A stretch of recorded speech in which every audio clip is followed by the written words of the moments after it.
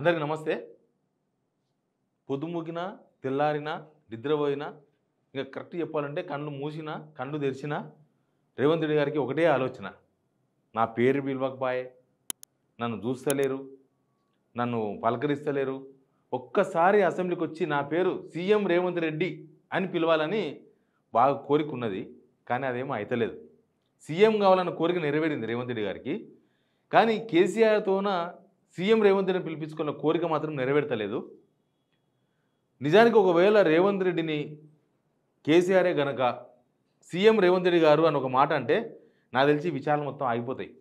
ఈ విచారణలు వ్యవహారాలు మొత్తం ఆగిపోతాయి. ఆ ఒక్క దానికోసం ఇదంతా నడుస్తున్నది. అట్లే అనిపిస్తుంది. ఎందుకు ఈ మాట అంటున్నాను నేనంటే, నిన్న సాయంత్రం ఈ రైతు భరోసా వేసినాం, 9,000 కోట్ల రూపాయలు రైతు భరోసా వేసినామని ఒక కార్యక్రమం పెట్టుకున్నారు. ఆ కార్యక్రమం పెట్టుకోవడం ఫస్ట్ టైం పెట్టుకున్నారు. నేను ఆ విషయాలని చెప్తా. అసలు ఎందుకు అంటే వీళ్ళు చేసిన తప్పును వీళ్ళే ఎక్స్పోజ్ చేసుకుంటున్నారు.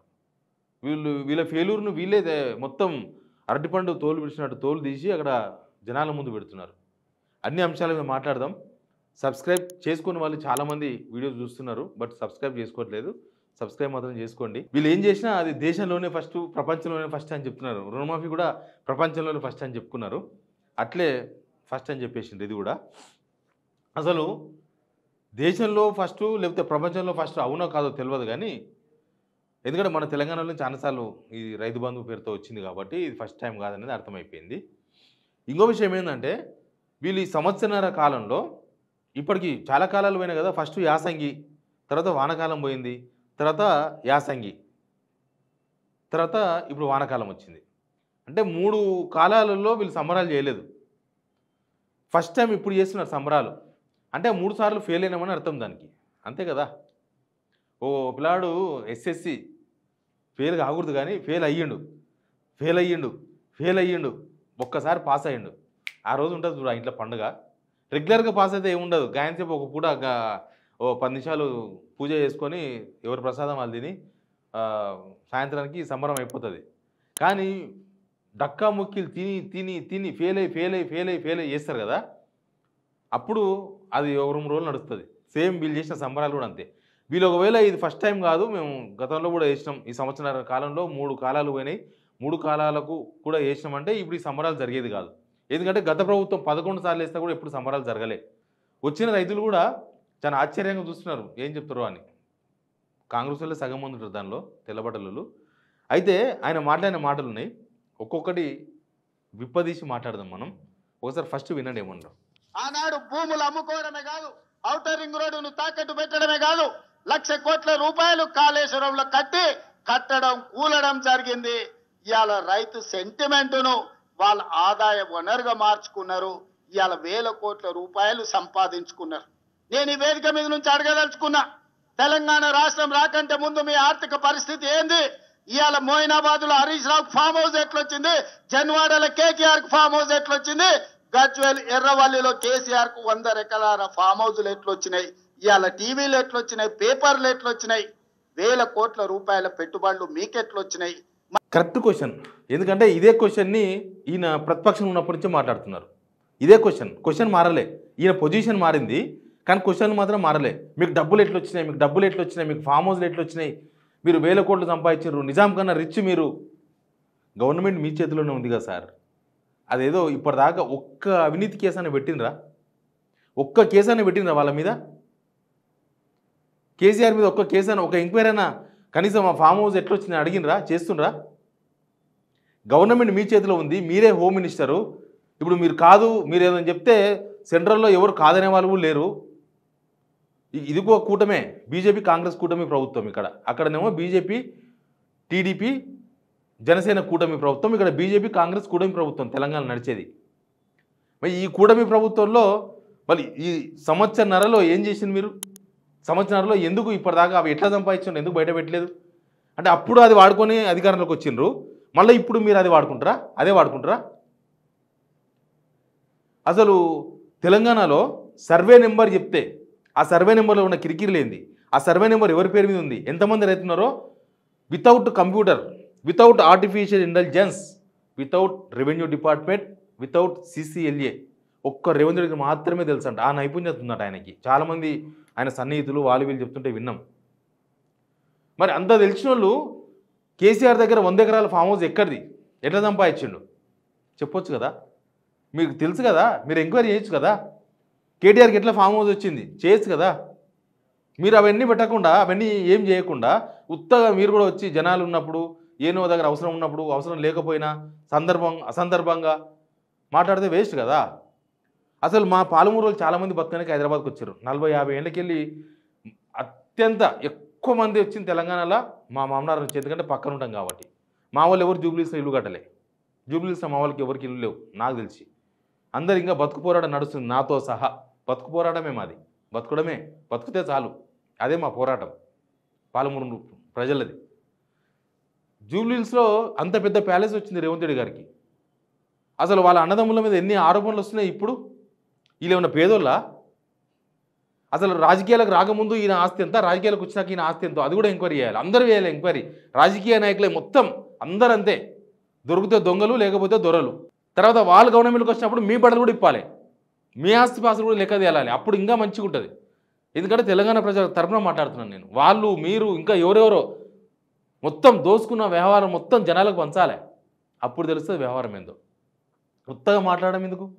ఇవాళ గోదావరి బంకంచెర్ల రేవంత్ రెడ్డి వచ్చి మొదలుపెట్టి గోదావరి బంకంచెర్ల, గోదావరి నది జలాల మీద ఇవాళ గోదావరి బంకంచెర్లలో గోదావరి జలాలను హంద్రి నీవాకు బంకంచెర్ల ద్వారా తరలించ. గోదావరి బంకంచెర్ల ప్రాజెక్టు మీద నువ్వు చర్చకు రా. చూసిండ్రా? బంకంచెర్ల అని అంట. బనకచెర్లను బంకంచెర్ల అని మార్చిండ్రు. ఒక ఆయన జనకచెర్ల అంటాడు, ఒక ఆయన బంక అంటాడు, బంకచెర్ల, ఈయనను బంకంచెర్ల. ఇప్పుడు కేసీఆర్ స్పీకర్కి లేఖ రాయాలట అసెంబ్లీ పెట్టమని.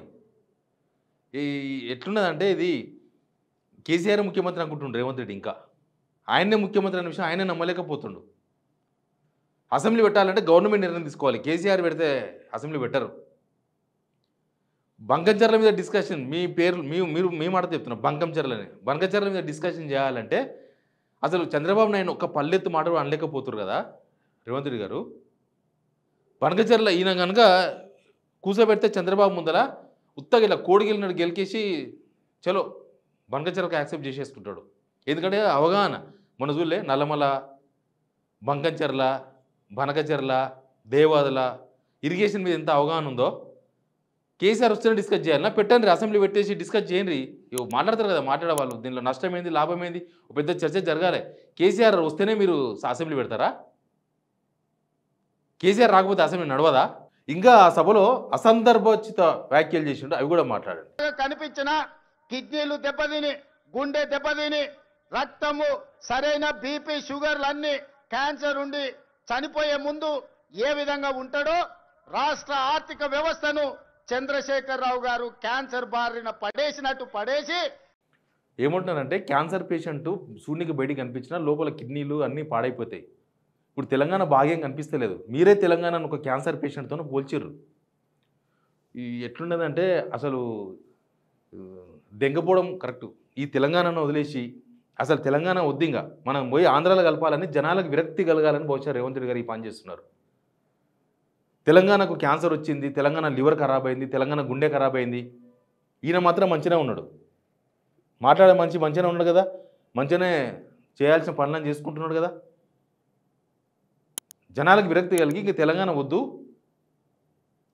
అంతే కదా. ఈ కాలంలో ఏమున్నది, రోగం వస్తే ఎవడన్నా పట్టించుకుంటుండా? ఎవడు పట్టించుకోడు. అట్లే తెలంగాణను కూడా ఎవడు పట్టించుకోవాలి వద్దు. ఇంకా మేము చూసుకుంటాం తెలంగాణ మొత్తం.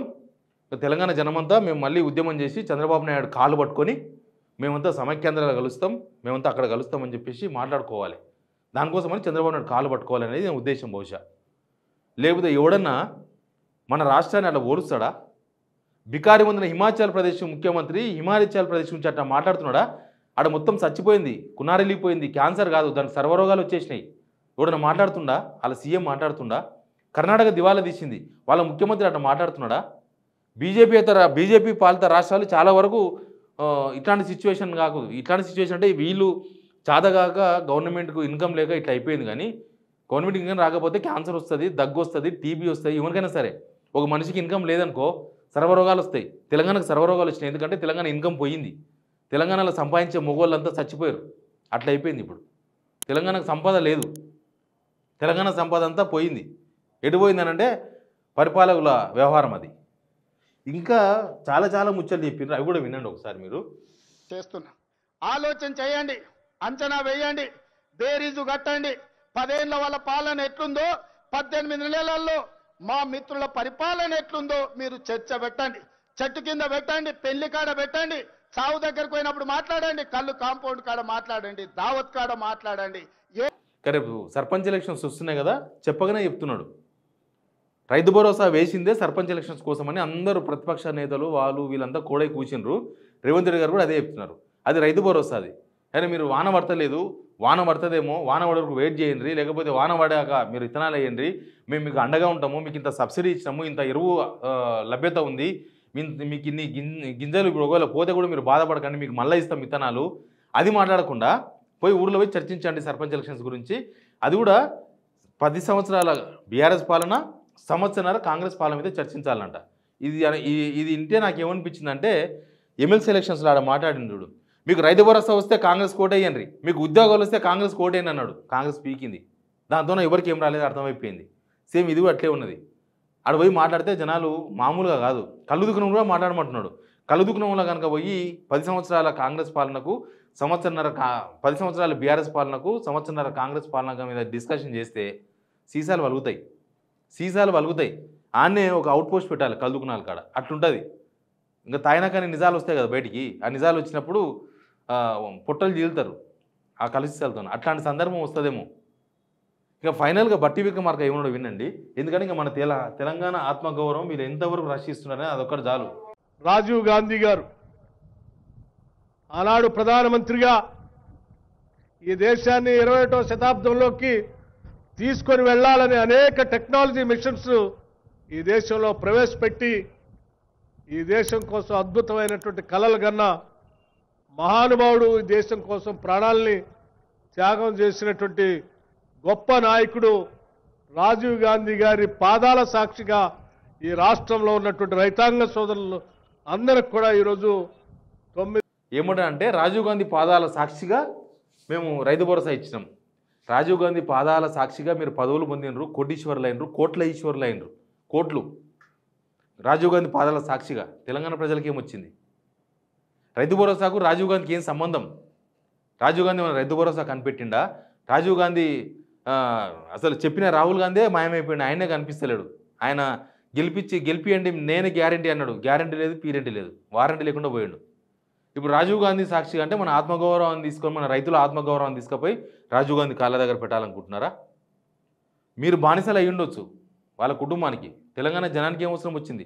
తెలంగాణ జనం ఎవరి కుటుంబ వారసు, ఎవరి కుటుంబానికి బానిసలు కాదు, ఎవరికి బానిసలు కాదు. తెలంగాణలో బానిసలని మీరు అనుకుంటే పోరాటం మీ మీదే స్టార్ట్ అవుతుంది. మేము మీ బానిసలు కాదు, మీరు బానిసలుగా ఉండండి, మాకేమీ అభ్యంతరం లేదు, తెలంగాణ జనానికి ఎవరికి అభ్యంతరం లేదు. ఎనీవే ఇవన్నీ చూసుకున్న తర్వాత 3-4 పాయింట్లు క్లియర్గా అర్థమైనాయి కదా. వీళ్ళు రైతు భరోసా ఇచ్చింది ఎలక్షన్స్ కోసం, ఎలక్షన్స్ ఉన్నాయి కూడా రైతు భరోసా ఇచ్చిండ్రు. ఇన్ని రోజులు ఆగేసి ఇప్పుడే సంబరాలు చేస్తుంటే ఇప్పుడే రైతు భరోసా ఇచ్చారు, ఇన్ని సంవత్సరాలు ఇవ్వలేదు. ఇక ఏడు పోయినా అదే అక్కసు, అదే కడుపు మంట, అదే అల్సరు, అదే క్యాన్సరు, అదే బీపీ, అదే షుగరు, అదే లివర్లు, అవే కిడ్నీలు అన్నీ పోయినాయి. ఎవరికి పోయినావో ఆలోచించుకోవాలి. Please subscribe signal TV.